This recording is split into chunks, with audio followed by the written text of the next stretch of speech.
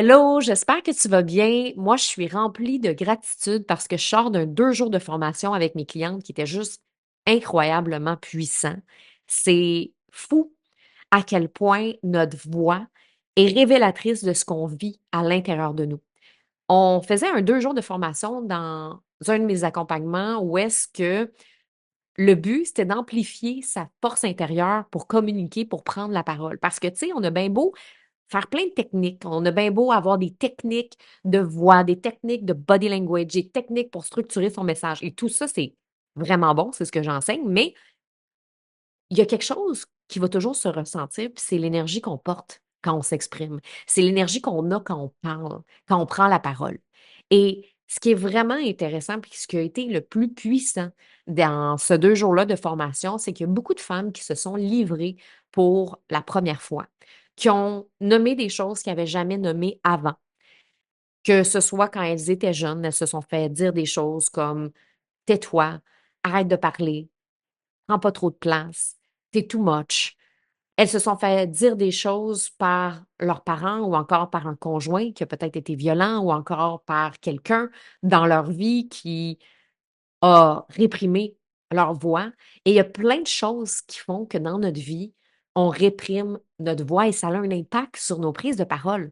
On réalise pas que si aujourd'hui on n'est pas capable de vendre, c'est pas juste parce qu'on n'a pas de technique de vendre. C'est parce que peut-être qu'on nous a dit quelque chose quand on était plus jeune, en lien avec l'argent qui est resté dans notre tête. C'est peut-être parce que notre mère nous a empêchés de s'exprimer librement. C'est peut-être parce que on s'est fait dire de se taire par un conjoint qui prenait trop de place dans notre vie. Il y a plein de raisons pourquoi est-ce qu'on réprime notre voix. Et aujourd'hui, ce que j'avais envie de faire comme épisode, inspiré un peu de cette immersion-là, c'est 5 choses que ta voix dit sur toi.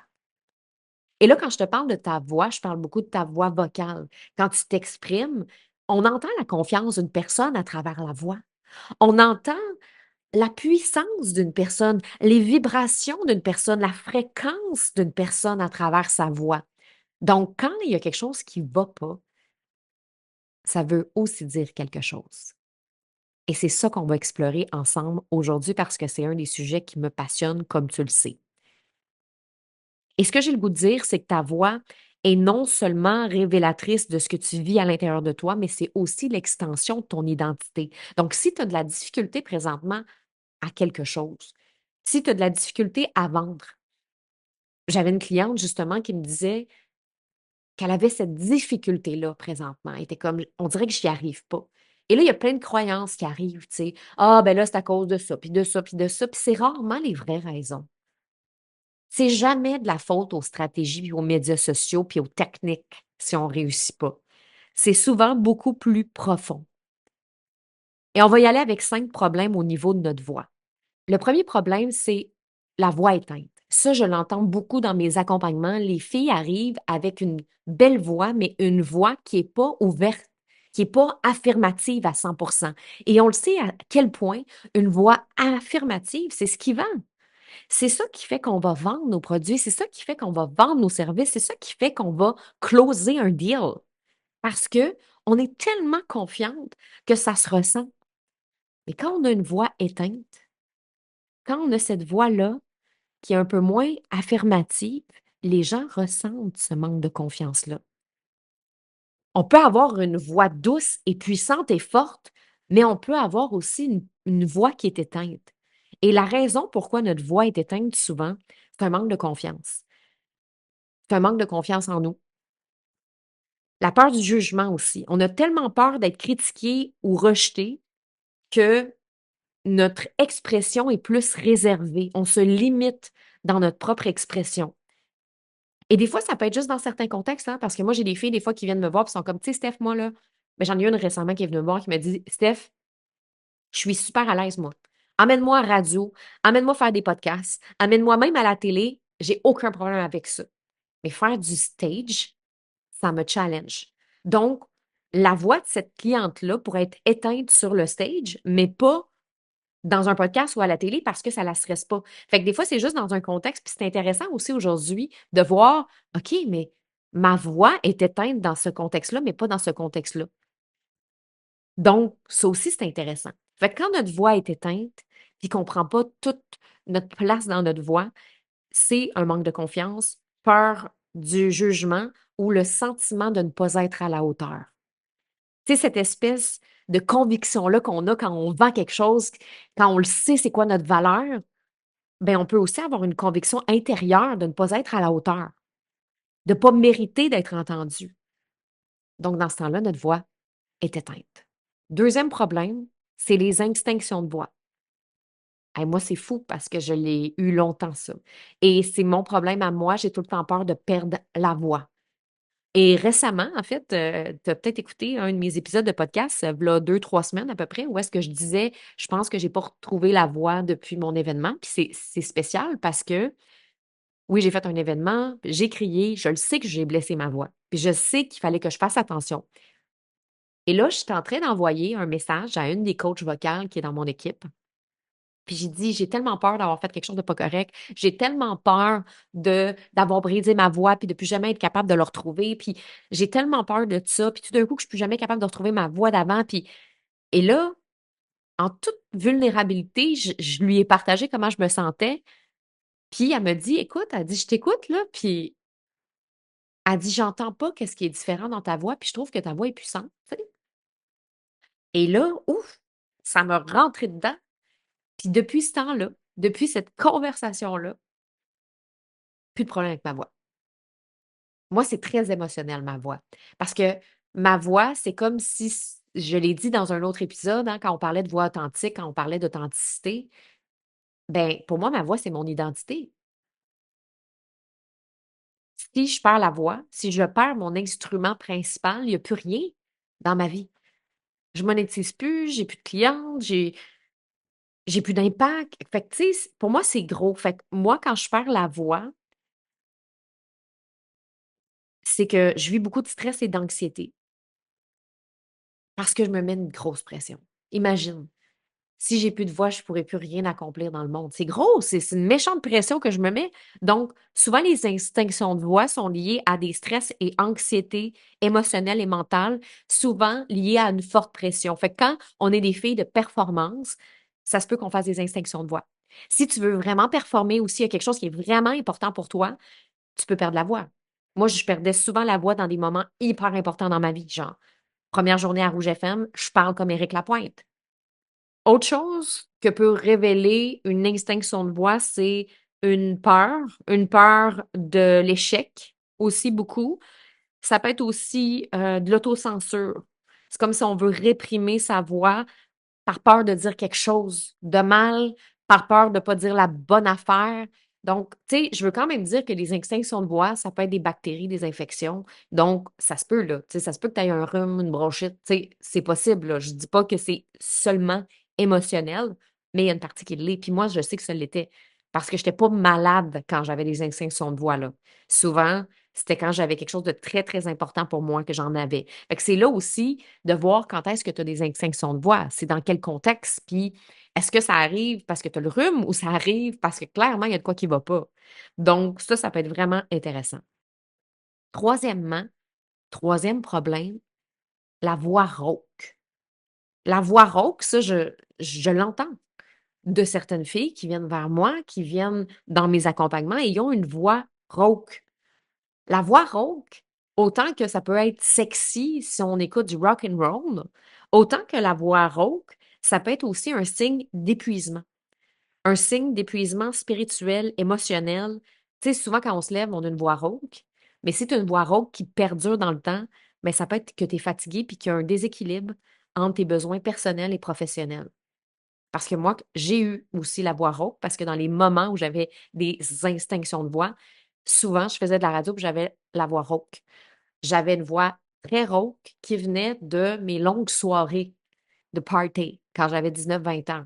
Puis que j'ai commencé à faire de la radio jeune. Fait que c'est normal que je voulais encore triper ma vie à ce moment-là. Sauf que souvent, j'arrivais le matin dans le morning show, puis je me faisais dire par mon boss, là, ta voix, là, qu'est-ce qui se passe? Puis j'étais en déséquilibre parce que je travaillais comme une malade. J'étais tout le temps là au travail. Je pouvais passer des heures dans le studio, là.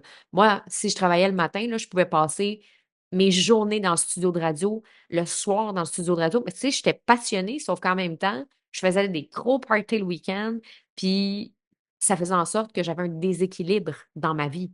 Donc, j'étais pas équilibrée dans ma vie perso, pro. J'avais pas le temps pour mon perso. Donc, ça avait un impact.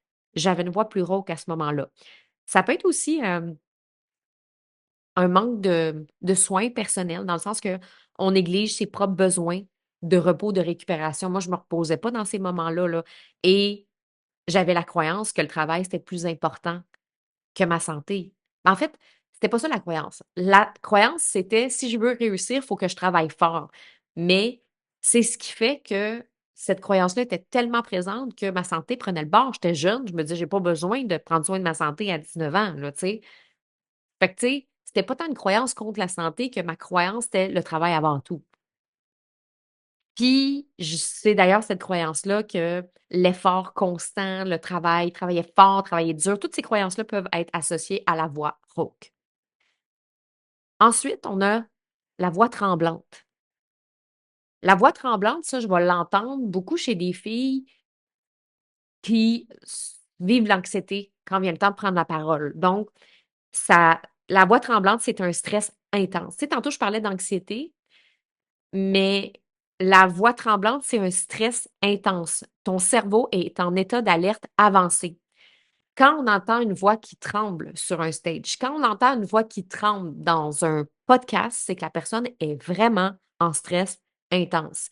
Ça peut être lié à plusieurs choses. Ça peut être lié à la peur du jugement, à la peur de se tromper, à la peur de bégayer, à la peur de perdre ses mots, à la peur qu'on découvre que tu es un imposteur.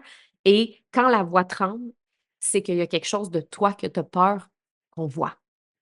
Donc, ça, c'est la voix tremblante. Hem, Ça peut être aussi le fait qu'on n'est pas bien aligné, un manque d'alignement.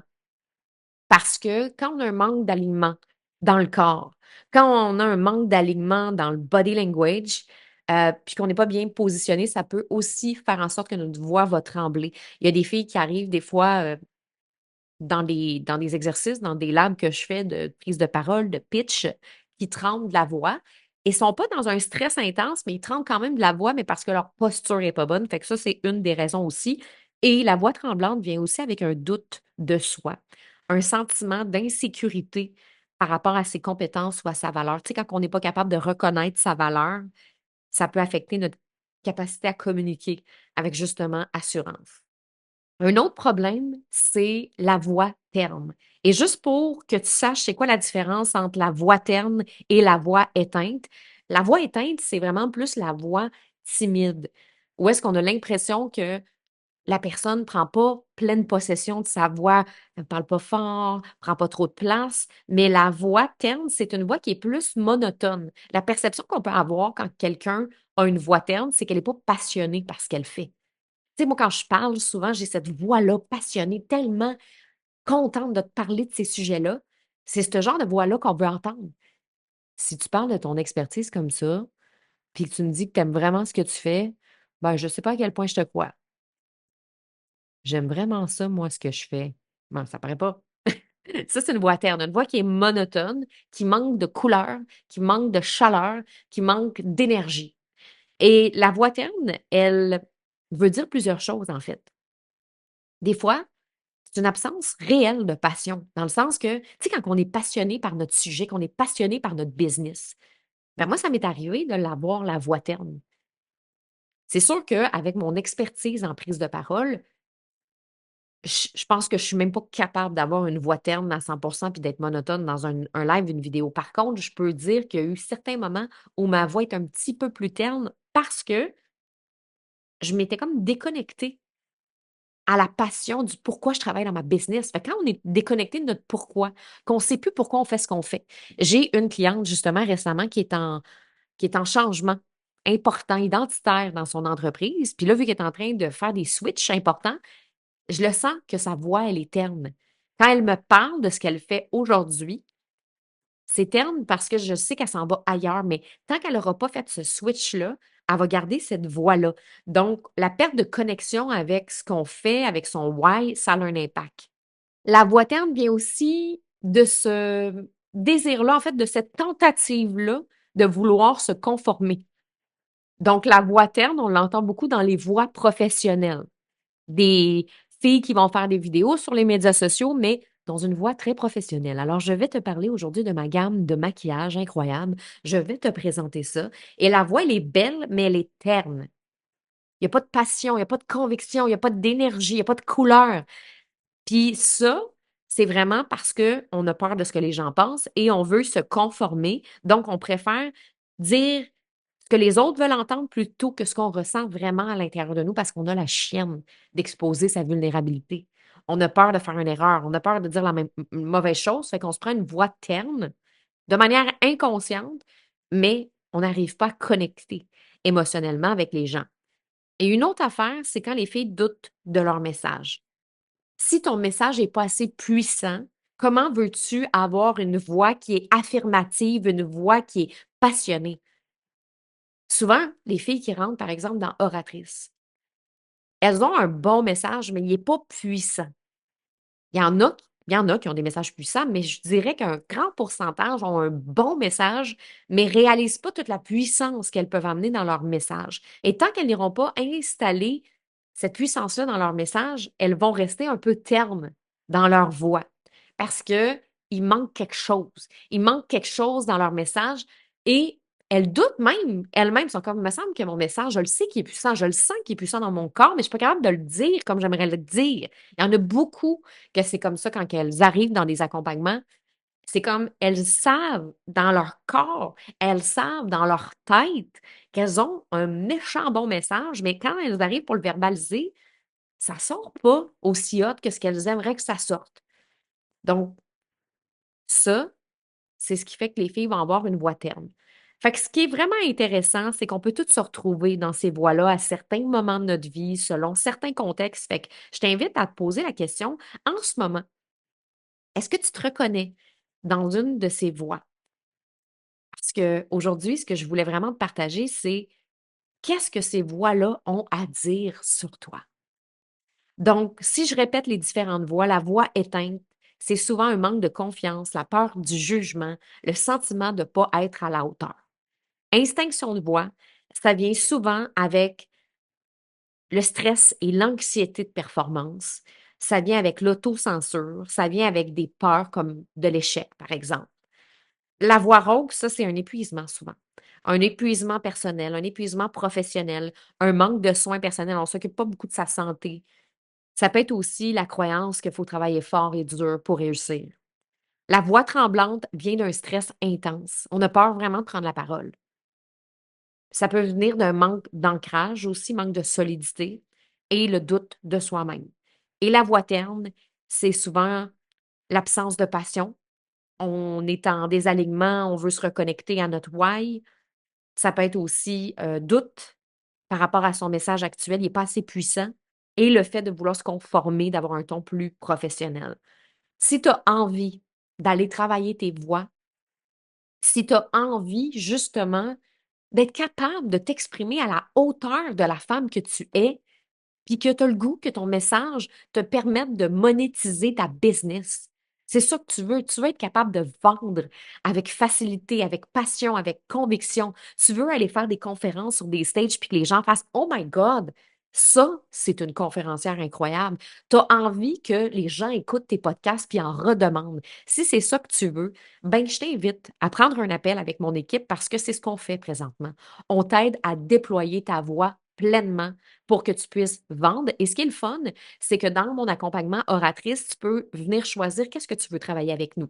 Fait que juste pour que tu saches, il y a des filles qui viennent travailler une masterclass pour pouvoir vendre un de leurs services. Il y a des filles qui viennent créer leur conférence de A à Z avec nous. Il y a des filles qui travaillent avec nous des appels découvertes parce qu'elles vendent sur un concept d'appel découverte, puis elles veulent vendre avec conviction. Donc, juste pour que tu saches, oratrice, c'est pas juste pour les conférencières. C'est fait pour les filles qui veulent créer leur présentation frisson qui leur permet de vendre leurs services, leurs produits, pour des filles qui veulent être capables de se présenter facilement dans des réseautages, pour des filles qui veulent faire des conférences, pour des filles qui veulent vendre avec passion. Donc, c'est vraiment à travers la prise de parole que nous, on peut t'aider. Et si ça t'intéresse, ben, je t'invite à prendre un appel avec mon équipe. Je t'ai mis le lien dans les notes de l'épisode. Et si tu as des questions, n'hésite pas à venir me jaser sur Instagram, Facebook. Ça va me faire plaisir de savoir si c'est pour toi. Donc voilà, je te souhaite une super belle semaine. Je t'invite à te connecter à ta voix, à voir ce qui se passe à l'intérieur de toi. Et on se retrouve la semaine prochaine pour un autre épisode de podcast. Si tu as aimé, 5 étoiles sur Apple Podcast. Merci, bye!